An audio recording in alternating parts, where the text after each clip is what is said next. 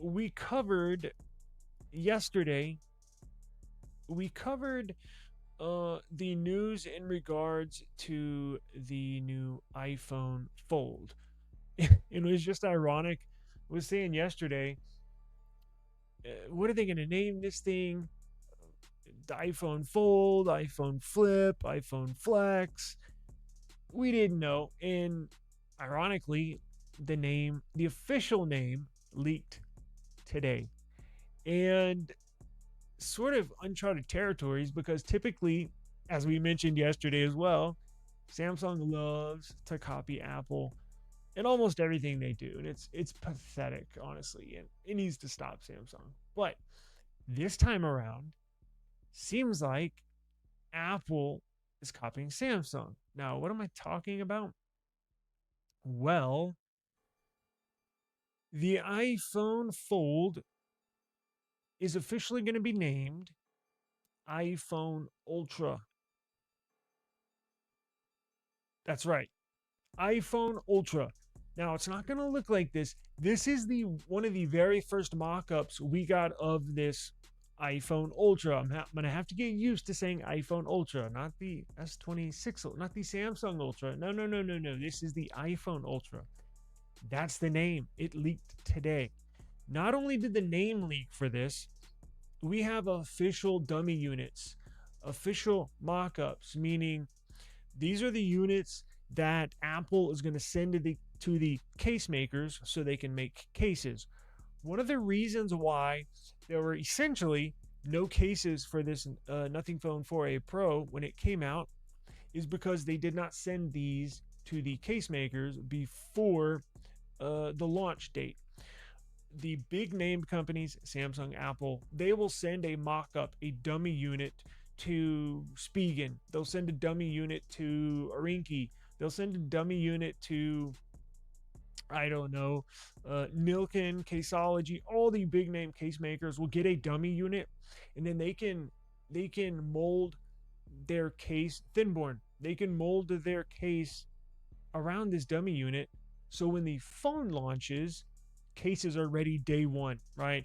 How many times, just like for this S26 Ultra, as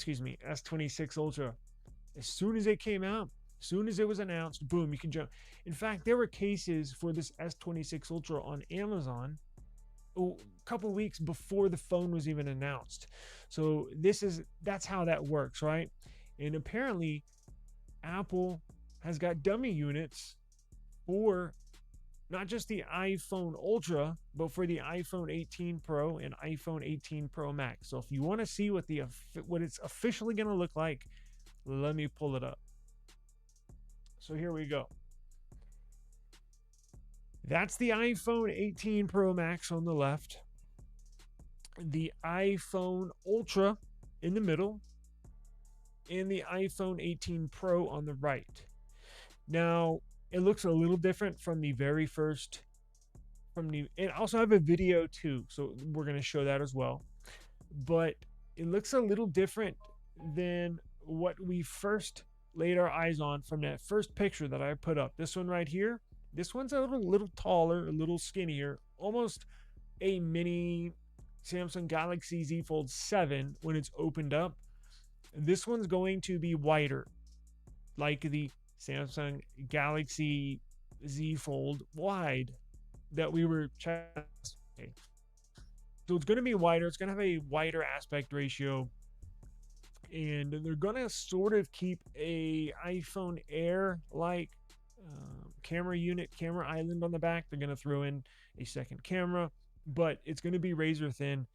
I believe it's going to be 5.5 millimeters thin. That's pretty freaking thin. I mean, insane thin.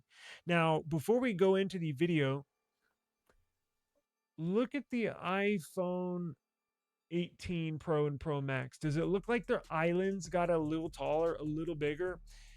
I just got word too that Apple's actually increasing the battery sizes on these units, and the devices are actually going to be a tad bit thicker, 0.1 millimeters thicker across the entire lineup.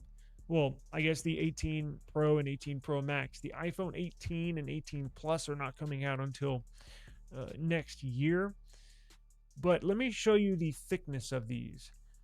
I got a picture right here that'll show you just how thin this is. That's the Pro Max. We'll jump into the video.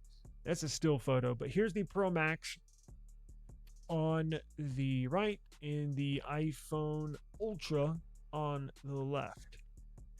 Let's get into this video and I'll show you exactly what we're dealing with here.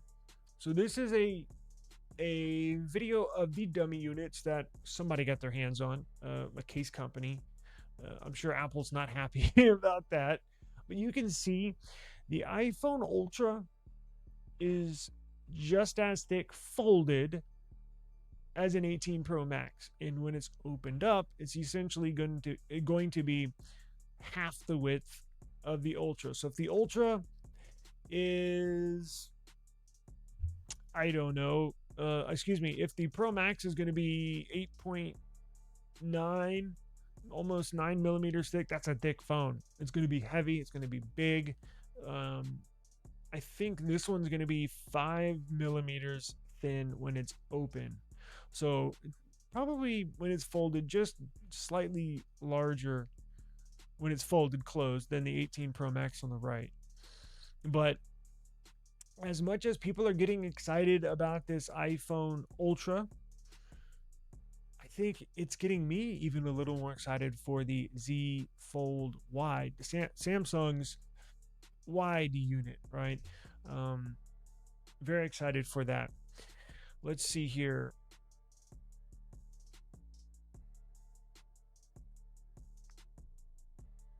Let's see here.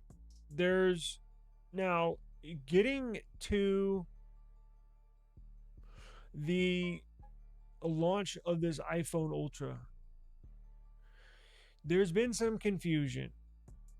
So there's significant confusion, some conflicting reports about the name that was finalized today. The official name is going to be iPhone Ultra, but there was further uncertainty around the launch timeline of this device. Some sources were saying it was going to be delayed into December of this year due to issues with the hinge selection. As you know, well, you may not know, Apple has a brand new hinge on this foldable device. Apple patented this hinge, meaning it's all brand new. It's all brand new design, all brand new technology. And getting that patent took a little extra time, a little longer than they had expected, which theoretically you could push back the launch date. We've gotten word that it's right on schedule. There was a couple of reports saying that it's going to be delayed. Now that hinge is liquid metal and it has 3D printed titanium parts within that liquid metal design. Very cool. I actually am going to pull up when those patents get produced, when they're published. I'm going to bring them and show you how they designed this new hinge. It looks freaking incredible. If you like tech stuff, design stuff, it's really interesting how Apple engineers got this to be a crease-free design. Remember, this is going to be a crease-free design, the very first one. Now, I know the Oppo Find N6, the one Flossie Carter reviewed yesterday, the crease is almost gone. I was watching that yesterday. It's almost gone. There's like, I don't know, there's a tiny crease. When you look at it in the light in certain angles, you can still see a crease. It's essentially gone, but it's not completely gone. This is supposed to be completely gone. So we'll have to see if other phone manufacturers copy that or try to copy, right? Patent it so you can't copy it, but they can pay Apple to use that technology on their devices. We'll have to see where this goes with companies like Samsung, with Oppo. I have a feeling that Well, Samsung might pay Apple for that. I don't think Oppo will. I think Oppo looks like they almost have it figured out by the release of this Find N6.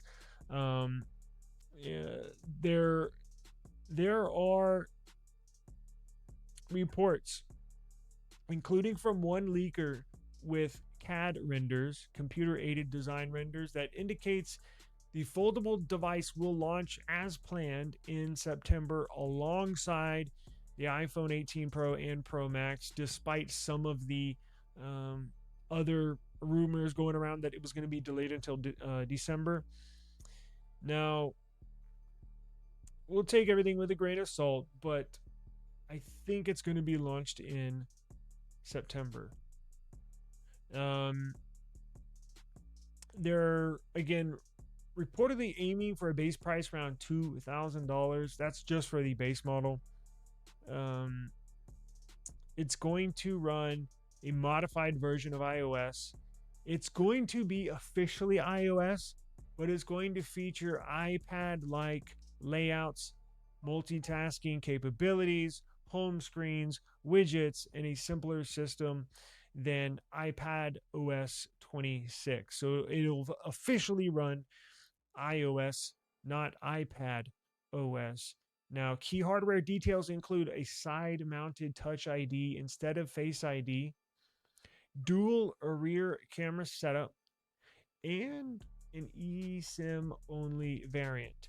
So it looks like they're not going to put SIM card capabilities, physical SIM card capabilities, inside this device.